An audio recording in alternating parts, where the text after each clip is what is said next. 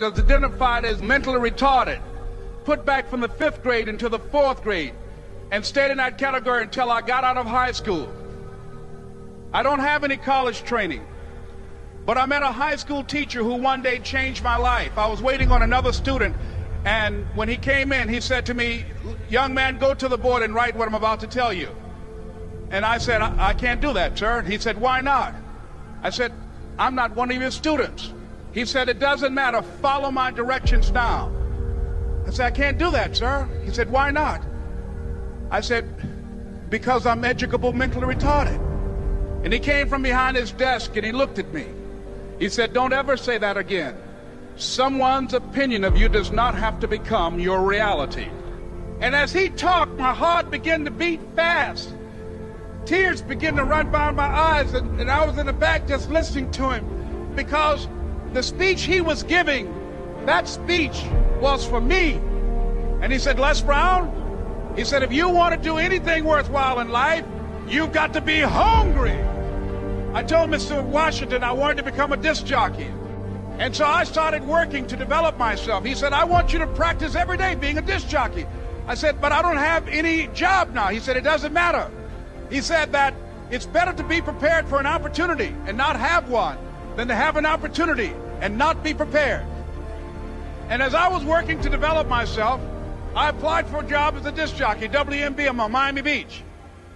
I went to a guy named Milton Butterball. I said, "How you doing, Mr. Butterball? I'd like to get a job as a disc jockey." He looked at me, he said, "Do you have any broadcast background?" I said, "No, sir, I don't." "Do you have any journalism background?" I said, "No, sir, I don't." He said, "We don't have any jobs available." I said, "Yes, sir." I went back to Mr. Washington and I told him. He said, "Don't take it personally." He said, "Most people are so negative, they will have to say no 7 times before they say yes." He said, "Go back again." So I went back again. I said, "How you doing, Mr. Butterball? My name is Les Brown." He said, "I know what your name is. What do you want?" I said, "I'd like to know whether or not you have any jobs at disc jockey, sir." He said, "Didn't I just tell you yesterday we didn't have any jobs?" I said, "Yes, sir, but I know whether or not somebody got laid off or somebody was fired, sir." He said, "No one was laid off or fired. Now get on out of here." I came back the next day like I was seeing him for the first time. I said, "Hello, Mr. Butterball, how are you?" He looked at me with rage. He said, "Go get me some coffee." I said, "Yes, sir." And I went to get him some coffee. After a while, I would get their lunch and dinner, and I would go in the control rooms and take the disc jockeys their food, and I would not leave until they would ask me to leave. One Saturday afternoon, while I was at the radio station, a guy named Rock was drinking while he was on the air. I was the only one there, looking at him through the control room windows, walking back and forth, young, ready, and hungry. Pretty soon the phone rang, and it was the general manager. And I answered the phone. I said, "Hello?" He said, "Les, this is Mr. Klein." I said, "I know." He said, "Rock can't finish his program." I said, "I know." He said, "Would you call one of the other DJs in?" I said, "Yes, sir." I hung the phone up. I said, "Now he must think I'm crazy." I called my mom and my girlfriend, Cassandra. I said, "Y'all turn up the radio and come out on the front porch. I'm about to come on the air." I waited for about 20 minutes, and I called him back. I said, "Mr. Klein, I can't find nobody." He said, "Young boy, do you know how to work the controls?" I said, "Yes, sir." He said, "Go in there and don't say nothing here." I said, "Yes, sir." I couldn't wait to get behind those controls. I put on an old Stevie Wonder record called Fingertips. I sat down behind that turntable. I said, "Look out, this is me, LB Triple P, Les Brown, your platter playing papa. There were none before me, and there will be none after me. Therefore, that makes me the one and only. Young and single and love to mingle, certified, bona fide, indubitably qualified to bring you satisfaction, a whole lot of action. Look out, baby, I'm your love man." I was hungry. I was hungry.